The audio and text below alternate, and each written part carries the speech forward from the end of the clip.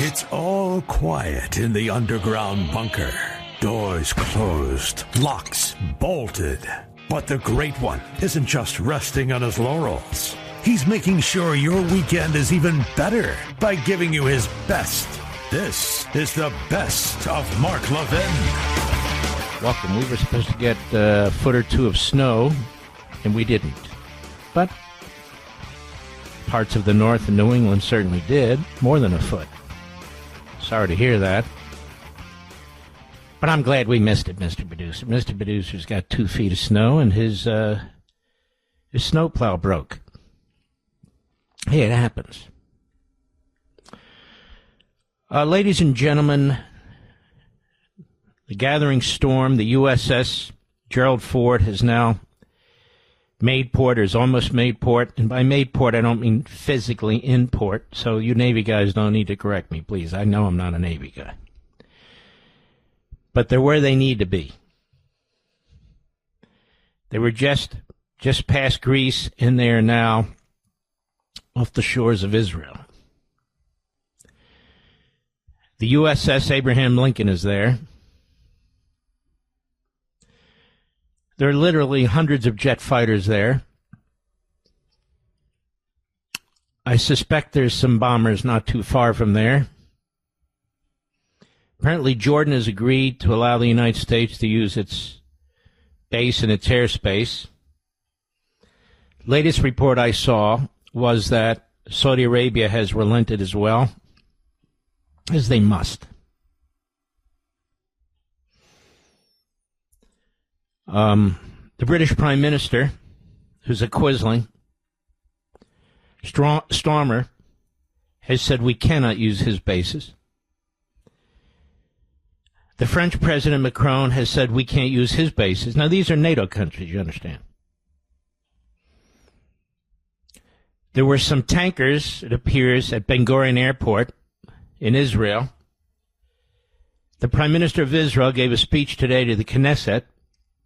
It was a short and very direct speech that they are ready for any eventuality, and should Iran hit Israel, they will be hit so hard they won't know what hit them. We have leakers, no doubt woke right isolationists in and around the White House, the administration, who've been busy leaking today to Axios, to Politico, to the Washington Post, and elsewhere, claiming that statements made by General Kane suggest we would have an extremely difficult time in a military battle against Iran. Now, first things first, these people who are leaking are committing a criminal offense under the Espionage Act. These briefings or discussions with the president are clearly confidential, and they're sharing, no doubt, classified information about any war effort, any military effort, the number of resources in the region, and on and on and on. I'm calling on the Department of Justice to direct the Federal Bureau of Investigation to conduct a criminal investigation under the Espionage Act to determine who in the White House and or Pentagon and or administration generally, but I have my own ideas, but nonetheless, is leaking information to the Democrat Party media to try and undermine our president, our military, and the American people, and giving aid and comfort to the enemy. These are traitors. It's one thing to make your case to the president, and make it as aggressively as you wish, but it's another thing to leak for the purpose of trying to sabotage a decision a president, this president, as commander-in-chief, might make or will make. So there are criminals who are leaking information in violation of federal criminal law to Axios, Politico, and the Washington Post Actually, I think it was the Wall Street Journal, not necessarily Politico, actually. But they'll get there, don't worry. And by the Wall Street Journal, I mean the newspaper, the news section, so-called, which is much different than the opinion section. These are crimes. These are crimes. And again, I want to reiterate, the Department of Justice should direct the FBI to conduct a criminal investigation under, among other statutes, 18 U.S.C. Section 793. That is the Espionage Act. And there are other aspects they can look at, Section 798 and so forth and so on. You don't need to worry about that, but they can figure that out. Security clearance should be revoked, fines should be issued, prosecution should take place, and if guilt is found, prison sentences should be imposed. I don't care what your view is, you can't do this to a commander-in-chief, and you can't do this to the United States military, and you can't do it to the American people, giving aid and comfort to the enemy. That's a traitor. And so these leakers, isolationists obviously, Woke Reich, R-E-I-C-H, who are doing this, they are traitors, giving aid and comfort to the Islamist regime that seeks to destroy our country. Let's be blunt. Let's be honest with each other. Now, the president has also put out a statement about these leaks. He's not at all happy about these leaks. And here's what he said. Numerous stories from the fake news media have been circulating stating that General Daniel Cain, sometimes referred to as Raising Cain, is against us going to war with Iran. The story does not attribute this vast wealth of knowledge to anyone and is 100% incorrect. General Cain, like all of us, would like not to see war, but if a decision is made on going against Iran at a military level, it is his opinion that it will be something easily won. He knows Iran well and that he was in charge of Midnight Hammer, the attack on the Iranian nuclear development. It is a development no longer, but rather was blown to smithereens by our great B-2 bombers. Raising Cain is a great fighter and represents the most powerful military anywhere in the world. He's not spoken of not doing Iran or even the fake limited strikes that I've been reading about. He only knows one thing, how to win. And if he's told to do so, he will be leading the pack. Everything that has been written about a potential war with Iran has been written incorrectly and purposefully so. I am the one that makes the decision. I would rather have a deal than not. But if we don't make a deal, it'll be a very bad day for that country. And very sadly, its people, because they are great and wonderful, and something like this should never have happened to them. That is as clear as one can imagine, and that was issued 2 hours ago. 2 hours ago. When we return, I want to play for you the case that I made on Fox, as I've made here, to the American people. Mark Levin.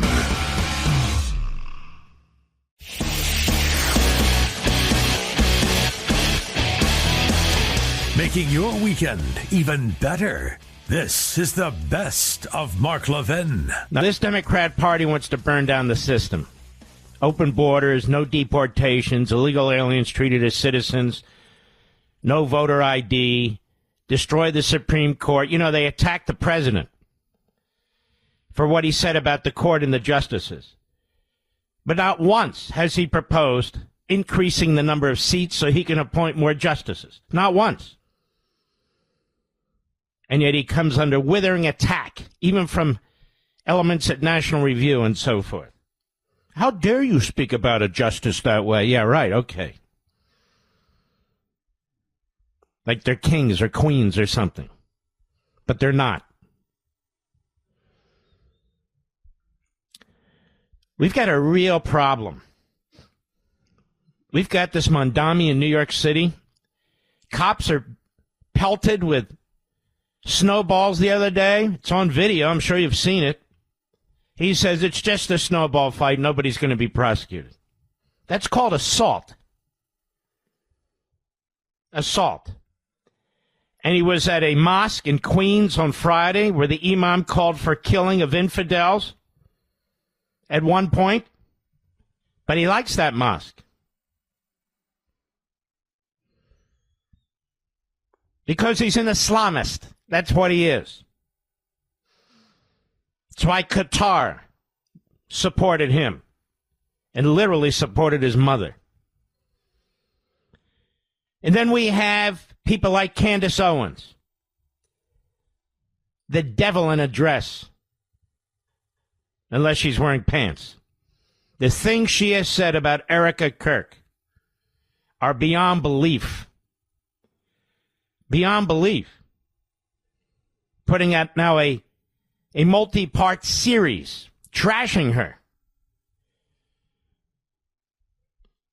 The fact is, she doesn't hold a candle to Erica Kirk in terms of class and morality and faith. And then we have Tucker Carlson in Saudi Arabia with this anti-Israel, anti-Semitism obsession and propaganda in a foreign country, in Saudi Arabia, trashing our ambassador, trashing our president's foreign policy. I think people need to understand that Tucker Carlson is stabbing Donald Trump in the back repeatedly, relentlessly, and doing it overseas. In Qatar, in Saudi Arabia. Here we are on the precipice of a likely war with Iran, and he's in the Middle East giving aid and comfort to the enemy. He has defended Sharia law. He's defended Islam. He's attacked Christians. He's attacked Jews. This is a bad, evil bastard, this guy. Stupid as they come. A bad, bad guy. And the media, like Politico. U.S. ambassador causes uproar by claiming Israel has a right to much of the Middle East. That's not what he did. Politico lies and libels. And they're not the only one. The rest of the media did it too. You want to know why? Because Tucker Carlson is an obsessed leaker. He works with the left-wing media. He did when he was at Fox. He did from the Daily Caller. He tells you one thing, America, and does another. He trashes the press while he uses the press. So he plants these stories with Politico, a woman by the name of Felicia Schwartz, who's a fraud and a phony and a fool. She pulled that crap on me this past June. She's fed a line, and she regurgitates it. But so did the Washington Compost. And so did most of the rest of the media. And Carlson creates a little foreign policy drama where our government has to step in and say, no, that's not what the ambassador said.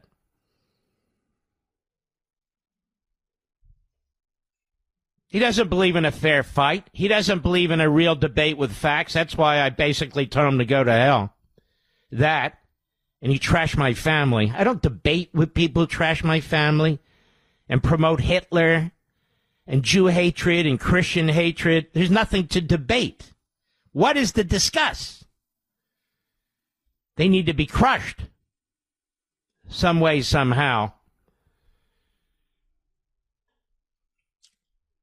And there he is. He's a traitor. My video podcast today, I elaborate on this at great length. I explain about Benedict Arnold. I explain about Father Coughlin. And I explain that Carlson's worse. And you can get it today, fresh, off of Rumble and YouTube, Liberty's Voice.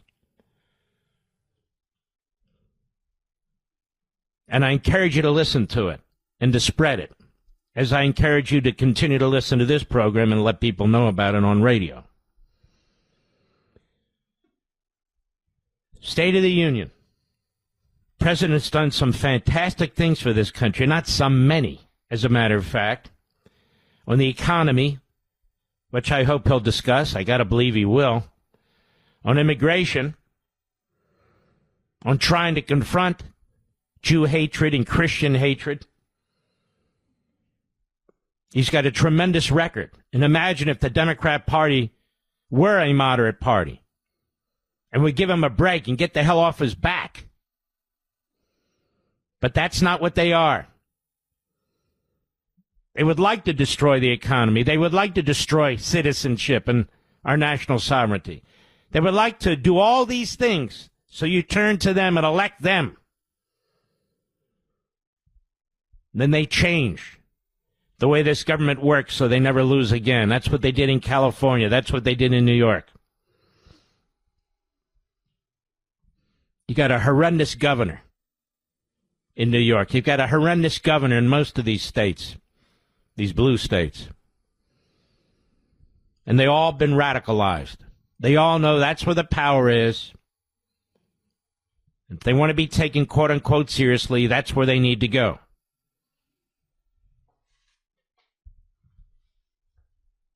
Now, Tucker Carlson was actually on Saudi state-owned TV. I want you folks all over the country, central Pennsylvania especially, people who worked at the Pentagon on 9/11, people who were in the Twin Towers that are no longer there on 9/11. Saudi Arabia was behind 9/11 in the slaughter of Americans. The greatest act of terrorism ever against the United States of America. The greatest slaughter of Americans ever in the United States of America. And he's over there giving a speech on state-owned Saudi TV, trashing our president's foreign policy, trashing the Prime Minister of Israel, trashing Jews. That's not normal, is it, America? And the media keeps calling him conservative, far-right American pundit. He's not conservative. His economic policies are much closer to Elizabeth Warren and Bernie Sanders than they are to Milton Friedman or von Mises. That's the truth. I dug deeply into this video podcast, so I encourage you to take a look. And you'll learn a lot about Benedict Arnold that you didn't know. You'll learn a lot about Father Coughlin that you didn't know. And you'll learn about a lot about Tucker Carlson that you didn't know. And yes, this is relevant to what goes on in this country. Very relevant.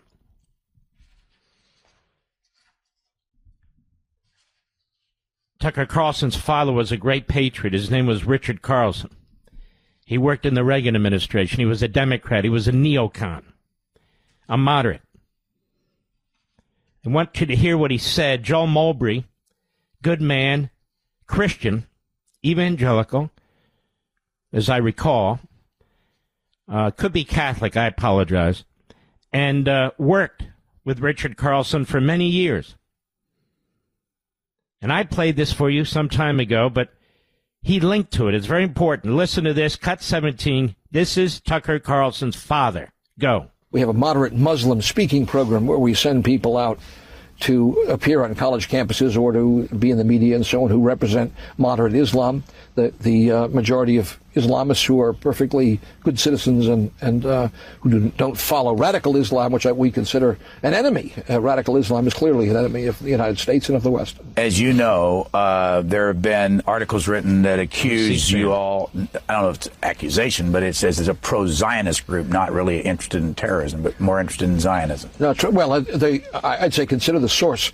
They come from the people who use the word Zionist a lot. The American Conservative is one of them, Pat Buchanan's publication. Well, okay. All right. I didn't know. Oh, I remember that article, actually. Actually, it was not uncomplimentary in some ways. No, and I didn't mean it as an accusation, but they said that was the foundation and the reason that a lot of Jewish philanthropists funded this thing in the first place. That's not necessarily true, but we run a program for college students and we do it at the University of Tel Aviv and Tel Aviv University, but we chose Israel because Israel is a country on the siege, and it's a democracy in a part of the world where there are no democracies, and it's under constant irregular terrorist attack and threat.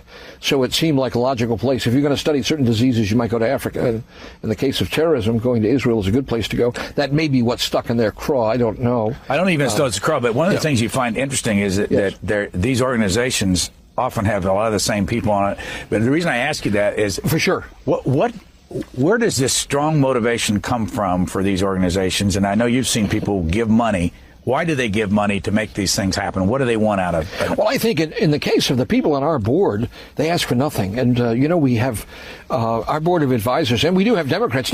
It's not all on the right. We have Donna Brazil is one of them. Chuck Schumer's another one. Donna Brazil, whose foreign policy views are pretty damn sensible. Joseph Lieberman. In my view, yeah, Joe Lieberman. I mean, they're... Louis Freeh, Newt Gingrich. Yes. Gary Bauer, Bill Kristol. Yep. Dick Lamb, former governor of and there are differences between those people. How they stand on abortion, how they stand on other issues, I don't know. I could guess it. Some of it, there's no unanimity of opinion. But I think all of them are public-spirited people. I know most of those people who mentioned. Louis Freeh, I know really well. They are enormously interested in what happens to America, and they're big defenders of democracy, and I think that's the reason they do it. They get nothing out of it. All they do is get put upon in one form or another. You know lots of people like that. They are genuinely, honestly motivated. The Foundation for the Defense of Democracies, he was chairman. This group comes under withering attack from his son or sons and others as a front for the Jews in Israel. Now, his father obviously wasn't Jewish or Israeli, and he worked in the Reagan administration. His father was a very decent man. I met him twice, and he couldn't have been nicer.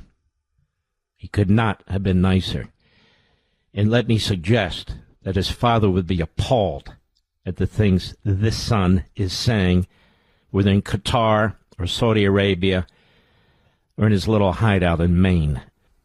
The Democrats are good at being drama queens. They're not very good at much else. They destroy things. You know what's interesting about this as I think about it? When you look in the Middle East, do the Palestinians ever build anything? No, they destroy things. Well, that's not true. Tunnels. They're good at tunnels. They'd probably be great at building subway systems. I'm just guessing.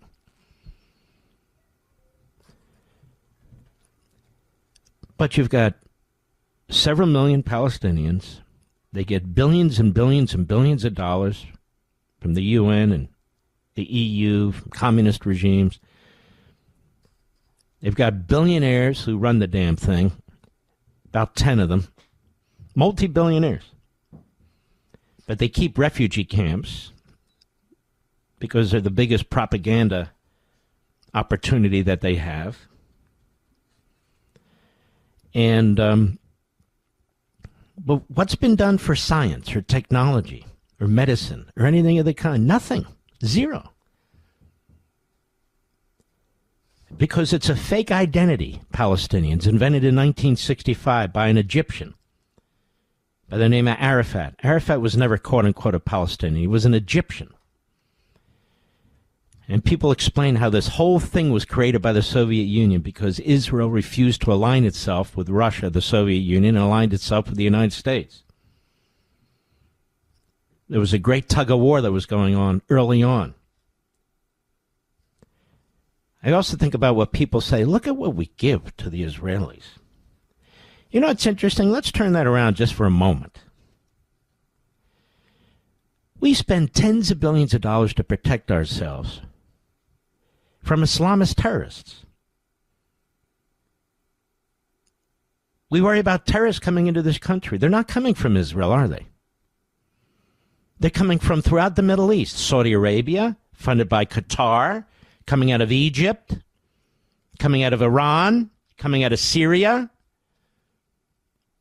They're not coming out of Israel. We give those countries billions and billions in advanced weaponry. The Israelis take our weaponry, they literally upgrade it, and then they give the technology to Lockheed Martin or whatever the company is. Go and look at it. Read it on the internet. They take the F-35, they make it a long-distance fighter, jet fighter, and with heavier armaments. And the CEO at Lockheed Martin, or whatever the company was, maybe it was General Dynamics, I don't remember, they said, that is absolute genius. Worth billions and billions of dollars. But look, I'm just one voice. I'm just one voice. There's a whole gaggle of big mouths out there and others. I'm sure they drown me out. We have a wonderful relationship, the America and Israel. Wonderful. That can't be said with any Arab country. None. We always have to look over our shoulder. We always have to prepare for the terrorists that come out of those countries. Saudi Arabia, 9/11. Qatar, 9/11. Egypt, Muslim Brotherhood. That spawned what? Al-Qaeda. Hamas, Islamic Jihad. Looking over our shoulder. Now, Turkey. Really, modern Turkey founded by Ataturk? Well, they've destroyed him and everything about it. Another Islamist-run regime. National Socialist Islamist regime, by the way. So tonight, you're going to see the State of the Union address right after the program, and you're going to see the Democrats making a spectacle as they believe they should control the House and the Senate and the presidency, as they are plotting and scheming to do exactly that, with more congressional districts, more illegal aliens, making sure voter fraud does take place because they don't want voter ID, counting on the Supreme Court, especially the weak, phony conservatives, of which there are 2 or 3, depending on the issue, to give them their birthright citizenship. Oh, yes. And here's Hakeem Jeffries today, the wannabe Speaker of the House, because he's so smart and he's got so many great ideas, the so-called wannabe Speaker of the House. Cut 5, go. For those who choose to attend, how would you like to see them behave? Well, listen, it's my expectation that members who choose to attend will be there in silent defiance, of course, skeptical of the remarks that the president is going to try to deliver in terms of his spin. There you go. And the others won't be there, he said. They'll be out at another event. So he said that's his expectation. No, that's his directive. That's his order. And when the order goes out from the top of the Democrat Party pyramid, they all follow like lemmings. They're all clicking their heels. Clicking their heels. Here is Representative Angie Craig, Democrat, Minnesota. They have a press conference telling you how they're going to be defiant. Cut 6, go. And I'll just end with this. I would rather stick forks in my eyes than be here tonight to listen to Donald Trump talk about the State of the Union. I have a better idea. Why not you stick a sock in your big mouth? You disrespectful kook. I'm so sick of these people who have no class and no respect for these institutions. Mark Levin.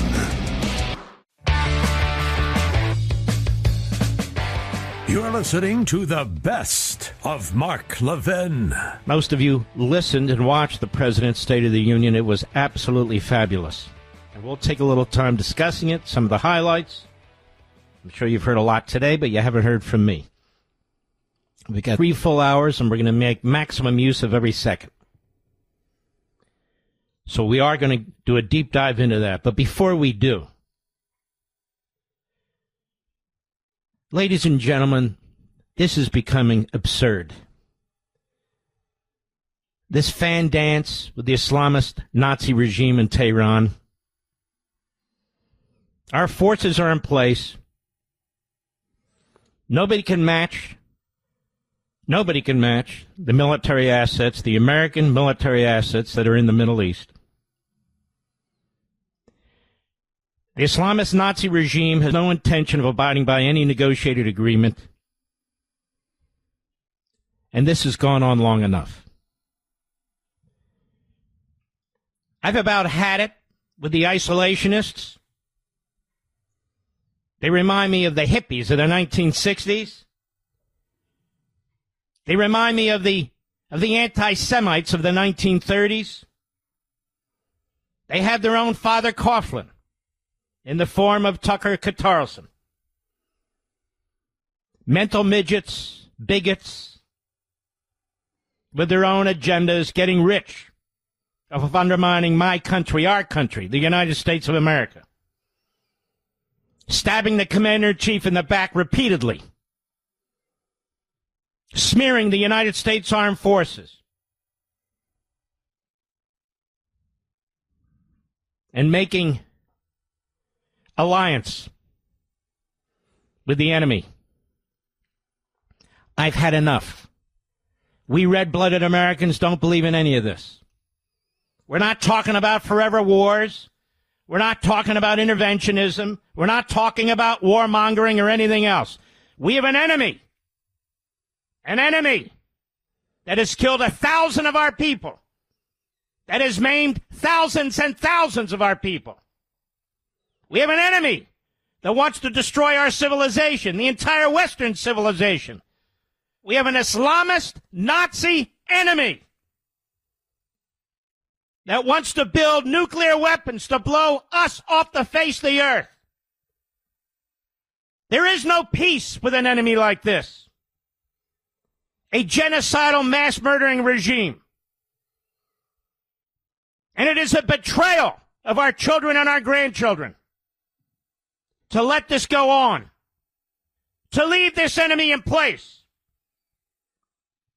When they build up enough technological might, with the help of the communist Chinese, the fascistic Russians, the inbreds of North Korea, and God knows who else, where they have tens of thousands of intercontinental ballistic missiles, with nuclear warheads, now we hear biochemical warheads. Enough is enough. They are weaker now than they've ever been. No, it doesn't mean they're weak per se, but they are weaker now than they've ever been. Thanks to the Israeli military. Thanks to the support of the Israeli military by the American military. They are reconstituting their nuclear program. They're never going to give it up. Because you, Mr. and Mrs. America, you're the target. You're the target. We know it because they say it. I never thought I'd live a day when a regime that tries to assassinate our president, not once, but twice, still exists.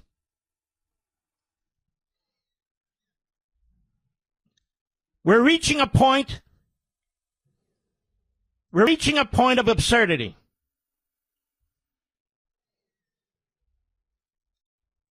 Any paper agreement with this enemy, like any paper agreement with Hitler in the Third Reich, is surrender. It is surrender. And you will have, and we will have, all of us, have surrendered to a regime that has the intention of slaughtering our children and grandchildren. What will they say about us when they have to confront this enemy? You see how they slaughter babies and women and children? Life means nothing to them. Death means everything to them. There's no negotiation. There's no diplomacy. There's no envoy. There's no Secretary of State. There's no Secretary of Defense. There's no President of the United States that can persuade them otherwise.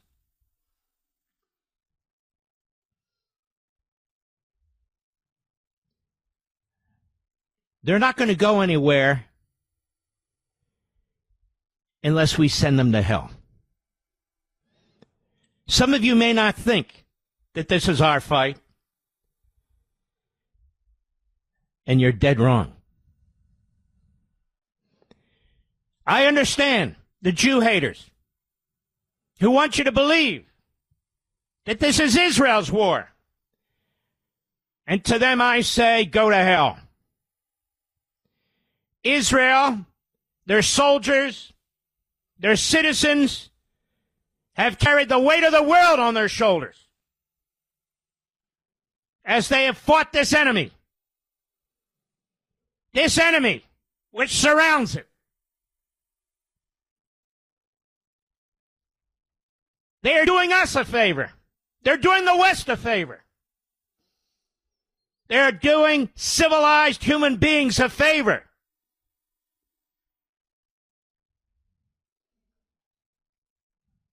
They defend their own people, Jew, Christian, Muslim, Arab, while Europe sits on its hands.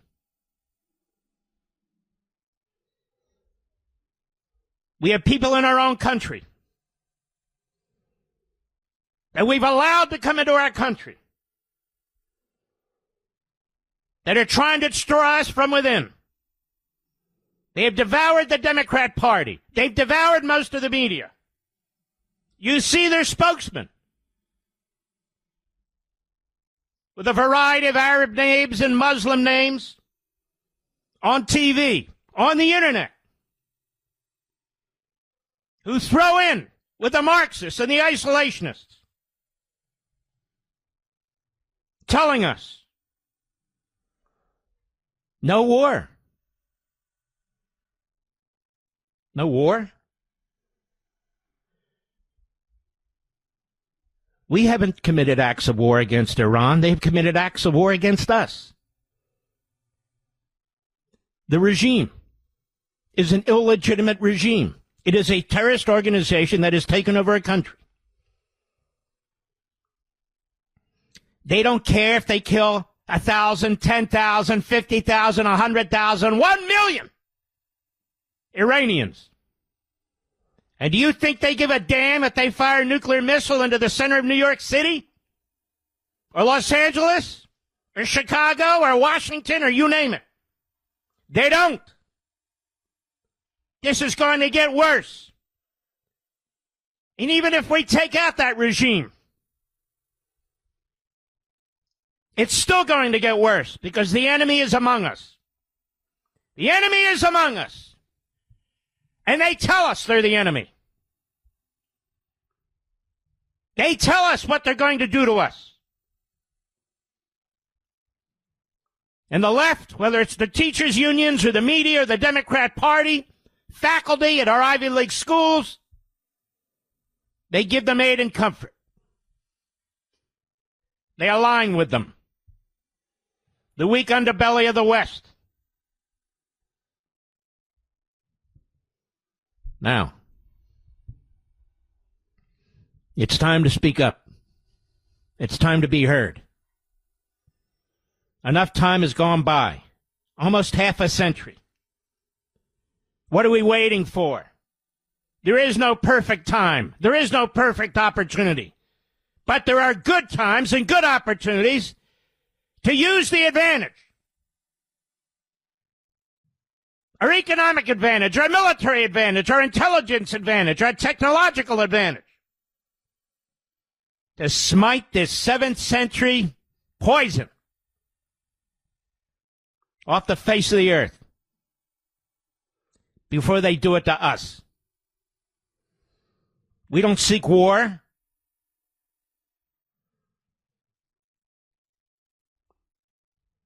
We don't seek war. We've never sought war.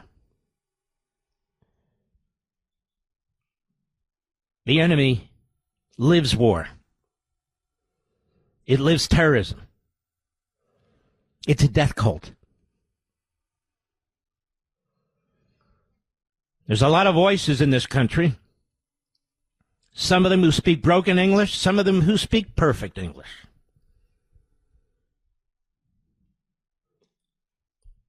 who want us to surrender through inaction, through isolationism. They tell you they oppose war. The problem isn't that. The problem is the enemy does not oppose war. The problem is the enemy is constantly preparing for war. Communist China is a war machine. Putin doesn't care if he loses 10 million of his own people. And the Islamist Nazis, they actually live to die.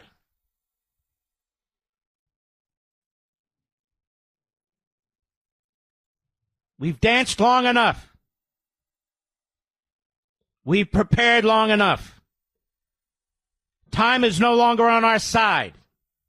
It is enabling the enemy, the Islamist Nazis in Iran, to get cutting-edge, sophisticated military technology capable of sinking our ships from the communist Chinese.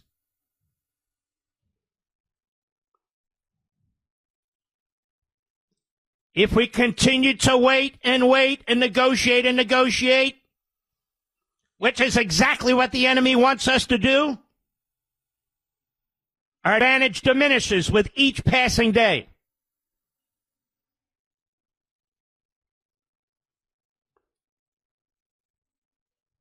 No American wants to see American boys and girls and men and women die or be maimed on the battlefield, in this case, on our naval ships, in our jets and our bombers.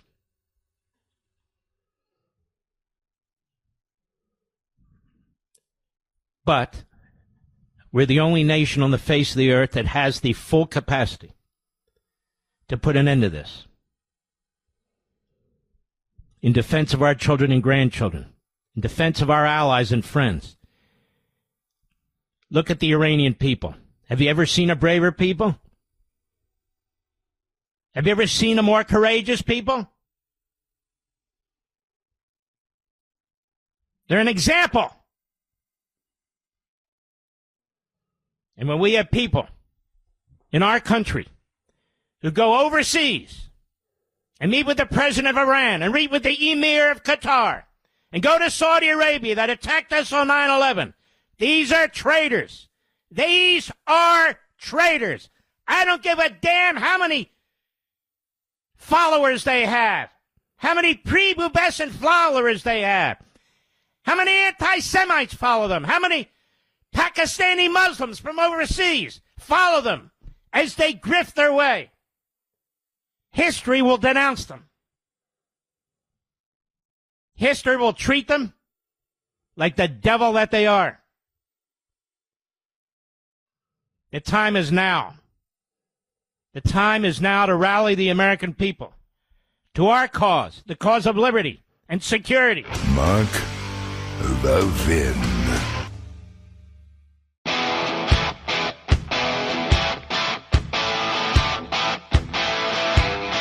The Great One makes your weekend even better. This is the best of Mark Levin.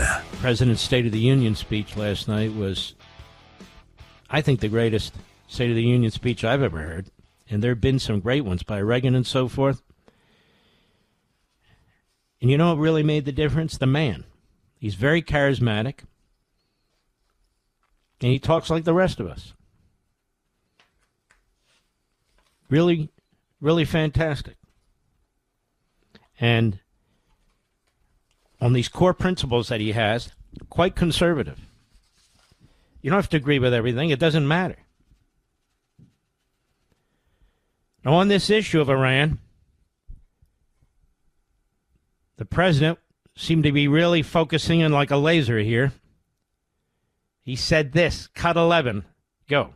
Just over the last couple of months with the protests, they've killed at least, it looks like 32,000 protests, 32,000 protesters in their own country. They shot them and hung them. We stopped them from hanging a lot of them with the threat of serious violence. But this is some terrible people. They've already developed missiles that can threaten Europe and our bases overseas, and they're working to build missiles that will soon reach the United States of America. After Midnight Hammer, they were warned to make no future attempts to rebuild their weapons program, and in particular, nuclear weapons. Yet they continue. They're starting it all over. We wiped it out, and they want to start all over again. And are at this moment again pursuing their sinister ambitions. We are in negotiations with them. They want to make a deal, but we haven't heard those secret words. We will never have a nuclear weapon. Cut 12, go. My preference is to solve this problem through diplomacy. But one thing is certain, I will never allow the world's #1 sponsor of terror, which they are by far, to have a nuclear weapon. Can't let that happen.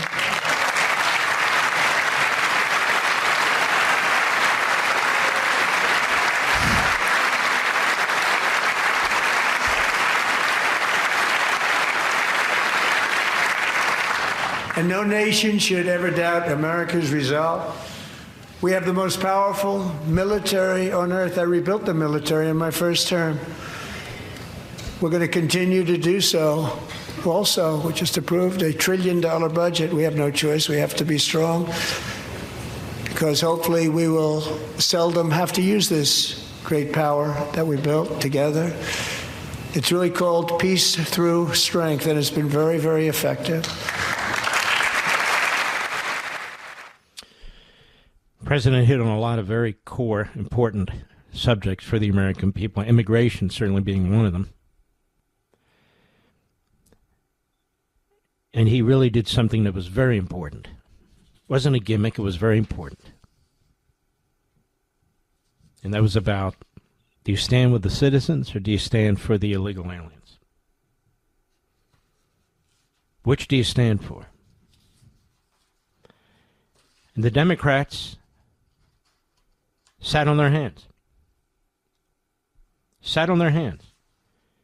Cut 13, Mr. Producer, go. If you agree with this statement, then stand up and show your support.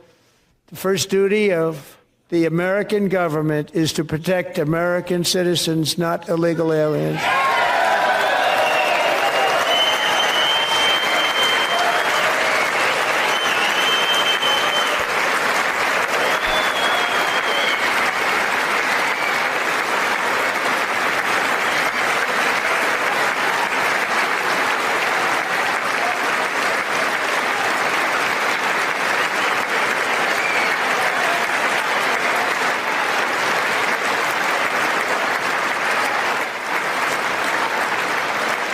And they're sitting on their hands, the Democrats.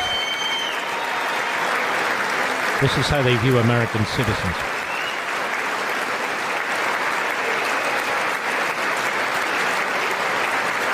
I want you to remember this in the midterm elections. Every Democrat sat on their hands. Every single Democrat in the House and the Senate. Not one stood up for the American citizen.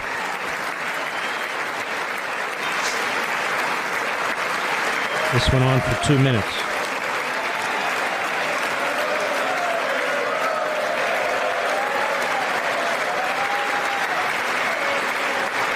This is a big distinction between the two parties, America. I can't believe hardworking Democrats, Democrats who served in the military, Democrats who are firefighters and police, don't believe that the #1 job of our government is to protect the American citizen.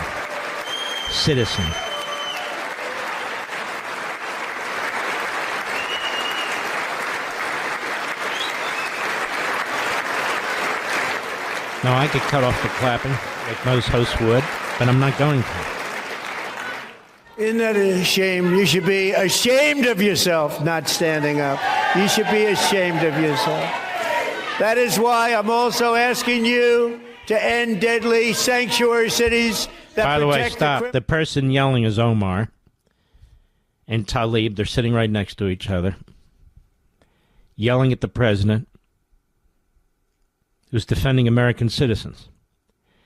And not a single Democrat stood up. Not one. I want to play for you President Trump and Bill Clinton. They weren't together, but I want to play for you some of what you heard with Donald Trump, and then I want to play for you Bill Clinton in 1995 and how far the Democrat Party has sunk in 30 years. 30 years. It used to be the party for only legal immigration.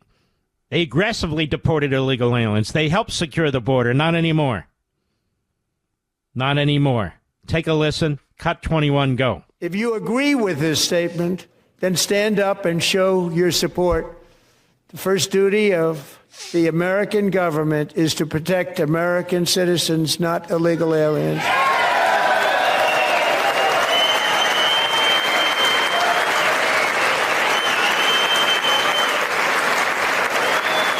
Not only in the states most heavily affected, but in every place in this country are rightly disturbed by the large numbers of illegal aliens entering our country. The jobs they hold might otherwise be held by citizens or legal immigrants. The public service they use impose burdens on our taxpayers. That's why our administration has moved aggressively to secure our borders more, by hiring a record number of new border guards, by deporting twice as many criminal aliens as ever before, by cracking down on illegal hiring, by barring welfare benefits to illegal aliens. In the budget I will present to you, we will try to do more to speed the deportation of illegal aliens who are arrested for crimes, to better identify illegal aliens in the workplace, as recommended by the commission headed by former Congresswoman Barbara Jordan. We are a nation of immigrants, but we are also a nation of laws.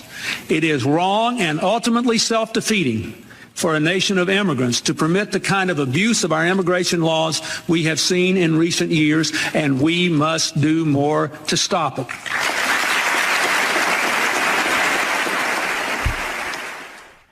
And during that State of the Union, Republicans and Democrats got to their feet, out of their chairs, out of their seats, and applauded Bill Clinton. This used to be bipartisan. It's clearly not anymore. As the Democrat Party has sought to change the population in America, they've also changed the nature of the Democrat Party. If you're an American citizen, you need to really think about what you just heard and what you saw last night. The Democrats do not believe that the first responsibility of government is to protect the American citizen. Ladies and gentlemen, the only reason, as John Locke would explain, that we have voluntarily joined into this government is so it represents us, Mr. and Mrs. America, the American citizen. If the politicians don't serve us, the American citizen, then who the hell do they serve? Mark Levin.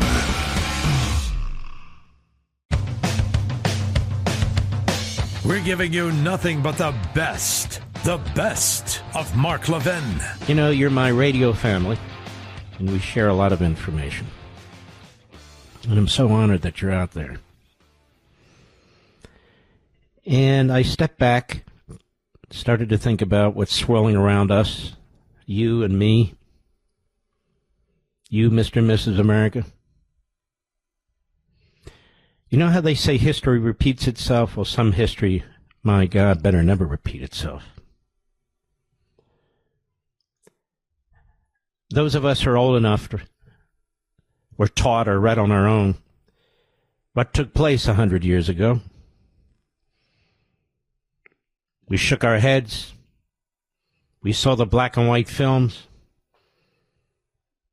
Germany was an advanced country, an advanced science, advanced mathematics, hundreds of years of culture. Not a third world country, not a backward country. So how does a country like that produce an entire Nazi movement? And one of the worst mass murders in the history of mankind. It happens when, early on, the citizenry Well, they don't want to believe what's taking place, so they ignore it. It happens when you have weak politicians who acquiesce to it.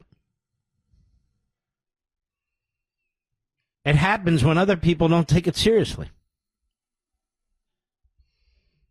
This is how it happens.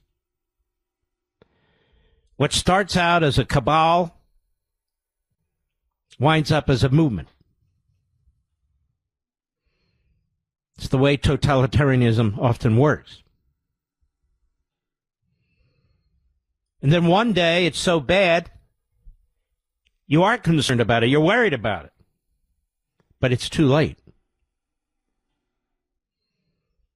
It's too late. We see this happening to Jews, and we see this happening to Christians all over the world. Christians are being targeted in Africa.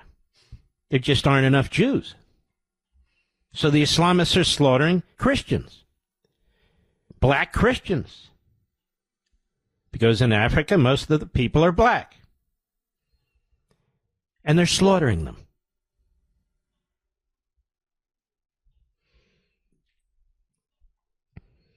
Now, typically, you hope that advanced Western societies will, at a minimum, speak out. At a minimum. Now, the 1930s saw a movement, an isolationist movement. The Depression hit,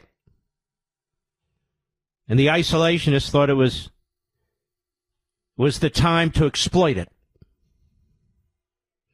How? To create foils, to create enemies. And it was the Jews. The Jews. The Jews controlled the banks. The Jews controlled foreign policy. The Jews controlled commerce. The Jews. The Jews controlled entertainment, the movies. They controlled everything, this tiny, tiny percentage of the population. Money changers. They're running the country. The Rothschilds. They're running the country. Now, some of you may have thought this is just too preposterous. This must have ended with Hitler, the end of World War II. But it has not. It's back. For several reasons. Among other reasons, we've imported the enemy. Islamists. We've imported Islamists who know how to play the game. They're so brazen, though. They're so out in the open. They're telling us exactly what they want to do. They're in a hurry. So let's get past the Jew part. Let's get to the Christian part, and let's just destroy the entirety of the United States. That's why people who seek to divide we Americans based on faith and race and so forth, these are diabolical people. We need our unity now more than ever. We need our Judeo-Christian belief system now more than ever. We need to hold tight onto it.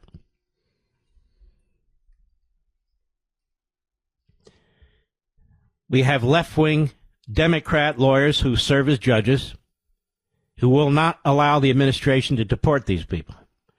We have Democrat governors and mayors who bring out their typical militia. The militia, you know, the paid-for so-called protesters. They use their billionaires to pay for them. They have their source prosecutors not to prosecute them. And they have their Democrats in Congress who have shut down a very important element within our government relating to national security and airline security in order to protect their new constituents, their militia, the Islamists. The Islamists and the Marxists have aligned. The same end. As I've been writing and speaking, the same end. The destruction of our civilization. A rejection of the Declaration, a rejection of the Enlightenment. Certainly rejection of Jews and Christians. See, they know that Jews and Christians are tied at the hip. Then there's elements in the Republican Party, but they're not really in the Republican Party. You have individuals who are more of the neo-fascist type. They call themselves nationalists when they're not calling themselves populists. I call myself an American. They're playing right out of the 1930s playbook, out of the America First Committee that was formed in the 30s, beginning by students at Yale University, or is it Yale College, I guess. It became the largest pacifist, so-called anti-war organization in America, 800,000 members. It had prominent members on its board, including Henry Ford, who was a devout Jew hater, and Charles Lindbergh.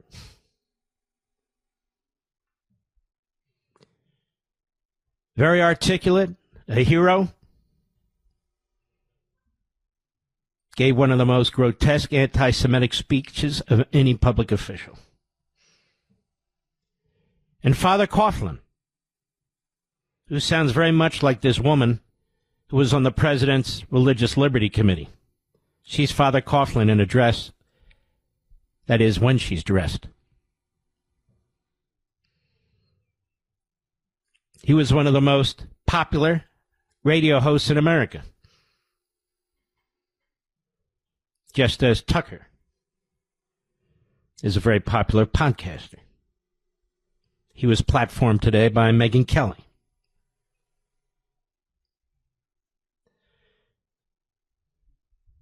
Now, these are people you wouldn't want to have dinner with. These are people you wouldn't want to be around with.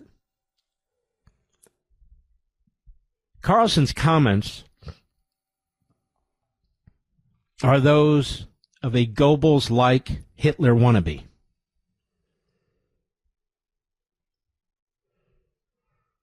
He would have fit in beautifully, and I am not kidding, with the Third Reich. Beautifully.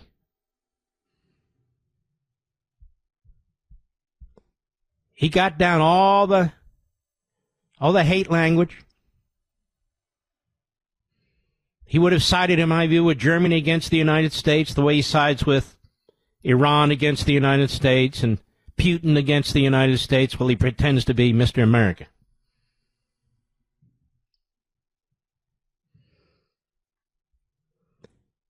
But that's not what I wanted to talk to you about. Where are the Republicans? There's a few of them.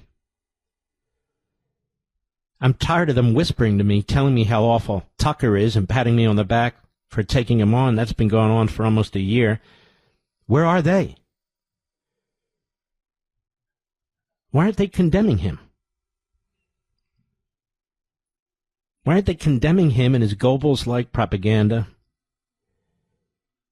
and the sort of Hitlerian movement he hopes to build? This is exactly what happened in the 30s, actually the late 20s.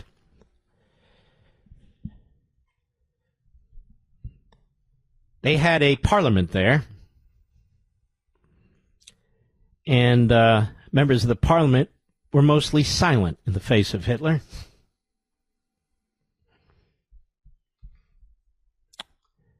There's a long story that can be told about all of this. You can check it out on my video podcast.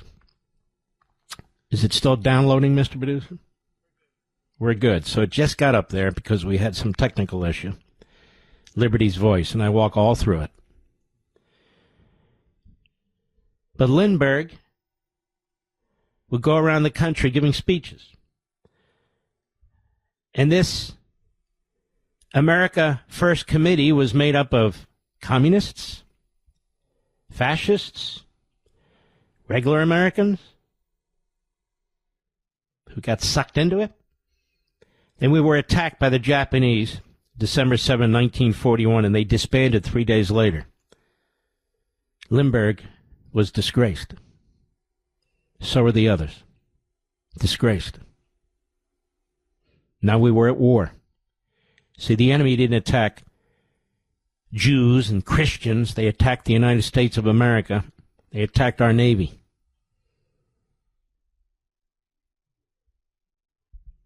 The enemy today, Iran, they want to blow us off the face of the earth. They are obsessed with getting nuclear weapons. Anybody who thinks some kind of a deal, some kind of a negotiation, diplomacy, some kind of a paper agreement will stop them is dead wrong. And if that's the outcome of this, I pray to God it's not, then we will have surrendered to it. In the name of a ceasefire, in the name of a peace agreement, whatever it is, we will have surrendered to the enemy. Despite the massive armadas that are there in the Middle East. It's time for people to speak out. I'm calling on the Republicans, the elected Republicans in Congress, Republican governors, senators, congressmen, state assemblymen, state senators. Your silence is deafening.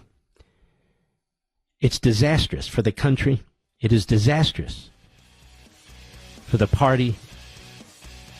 It's disastrous for our foreign policy.